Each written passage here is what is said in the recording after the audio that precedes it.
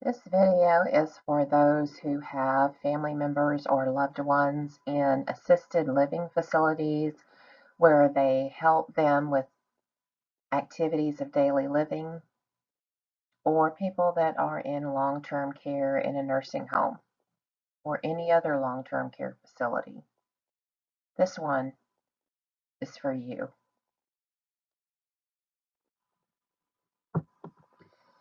In February of this year, my mom went into an assisted living that has personal care assistance for activities of a daily living.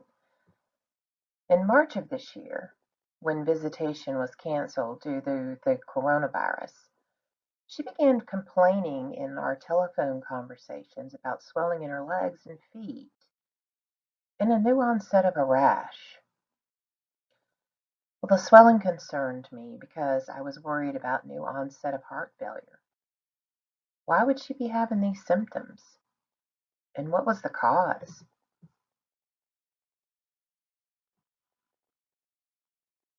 A telemedicine appointment was made with her doctor, and she was started on Lasix to remove the fluid and Bactrim for the skin rash.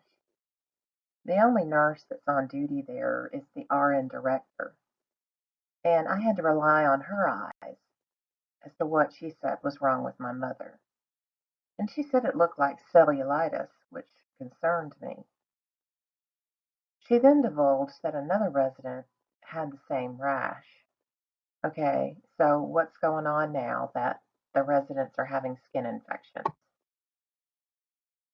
Why are my mom's ankles starting to swell? Well, it took getting my mom's medication list in the mail from the pharmacy that provides that facility their medications to get my answer. After my mom's admission, she was started on a medication that she had not been on before. So I called in the RN director over the living area that she's staying in, and I asked her why she was started on meloxicam. And she said she started her on it for her arthritis pain. And I told her there was no reason for her to do that, that my mom has something for arthritis. She takes Tylenol for arthritis pain. And she has it ordered that she can ask for it whenever she needs it. All she has to do is ask for it. It's an as needed order. So meloxicam was started, which was contraindicated with her high blood pressure and was contraindicated with her high blood pressure medicine because it is an NSAID, non-steroidal anti-inflammatory, which is hard on the kidneys and causes high blood pressure. But meloxicam also causes heart failure.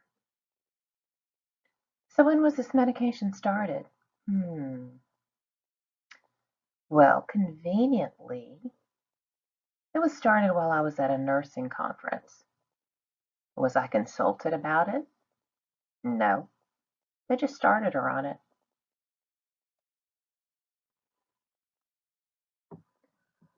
So in March, I told that RN director that I wanted that medication stopped at once.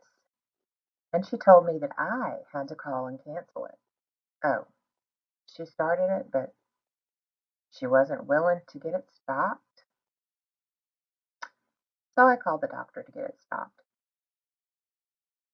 She had already been given the order to stop the medication by the physician during the telemedicine call, but that information didn't come out until later on.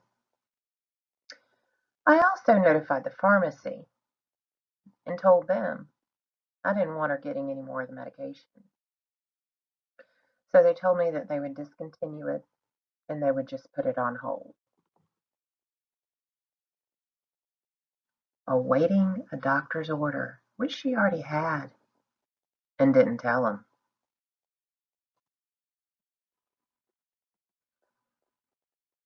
So the meloxicam remained on her pharmacy profile, even though that RN director had gotten an order to remove it during the telemedicine call. She didn't take it off. The pharmacy put it on hold, awaiting for that physician order that she had already gotten to cancel the order. So the next month's medication list comes, and the meloxicam is still on there. And my mom is telling me that they're still giving it to her. So I called the administrative director over the place, and I told him that he needed to do something about this RN director over the area that my mom was staying in.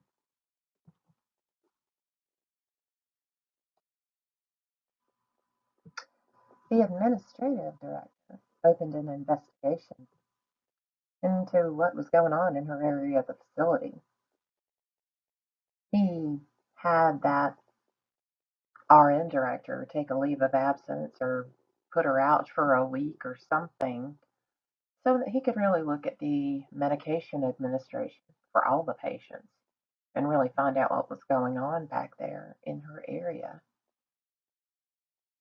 So that RN director was off for a week, and when she came back, that medication was off my mom's profile. And the administrative director sat down with her and had a good talk with her before she was allowed to return to work. From my mom's doctor, we learned the ugly truth. Nursing homes and assisted living facilities start residents on medications such as meloxicam to expedite a health decline. So if you have a loved one in a long-term care facility, you need to monitor the medication administration and make sure they don't have any medications that are added that they weren't on before. Because if they're on some new medication like meloxicam, you need to find out why they put them on it. And then you need to find out why you weren't informed if you're the person that they're supposed to be contacting before they do things to that person. And you can anticipate actions such as retaliation because this RN director was stupid. Because she went and made a point to visit my mother and announce that she was still there and she still had her job. Well, I also reported that to the administrative director, who went immediately and talked to my mom about it. And she's no longer there.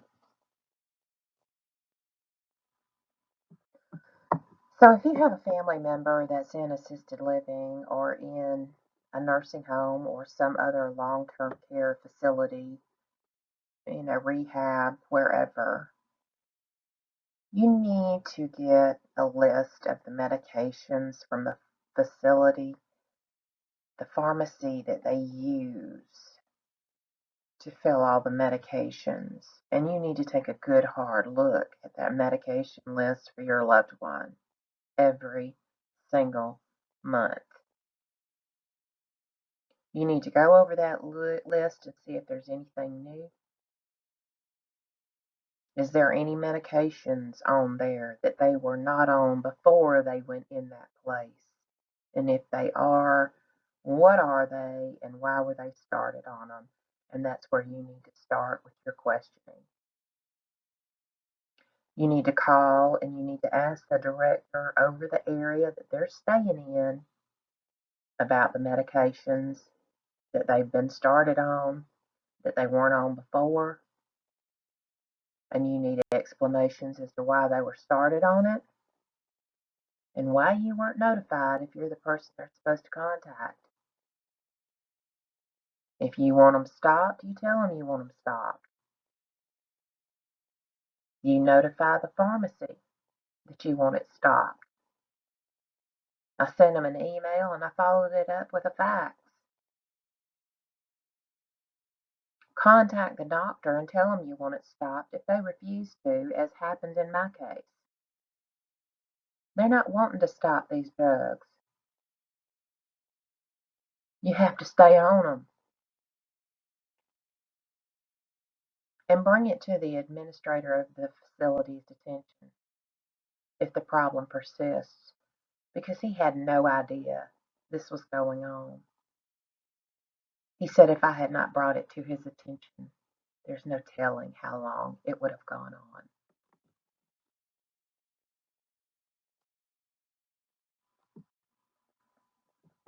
So the takeaway points for you from this presentation is to make sure you check your family members' medication list at a facility that they're at, because they rely on you. Don't let them down. Keep these facilities on their toes. Let them know we're watching them. Now, I want you to know that meloxicam causes congestive heart failure if it's taken over time. My mother's 83 years old. She's still having problems with the ankle swelling and the feet swelling, even though they've started her on the Lasix, so I'm sure the damage has already been done and it's permanent. That's why I prompted the questioning of the RN director on why she was started on it, because it was contraindicated with her high blood pressure, and it was contraindicated because of her high blood pressure medicine. And when there was a new complaint about the extremity swelling and her saying that she felt like that she was lifting up concrete blocks every time she picked up her feet, and I couldn't assess her myself because of the coronavirus restrictions on visitation, that was just kind of convenient that that was ordered while I was at a conference and didn't know it, was never notified. So you can say, okay, well, why didn't you just take her out of the facility? Because I have a feeling this is going to be a problem everywhere, by what her doctor told me. Plus, I've seen from what my family members have told me, I don't have any brothers and sisters, but extended family has told me the more you move somebody from facility to facility, the faster they decline in health. She's happy there. She has friends there. So it's my responsibility to make sure she gets the appropriate care there. I hope you find this helpful. Please check on your loved ones. Put in the effort to make sure they're being taken care of properly. That's all I ask. Thank you for your time.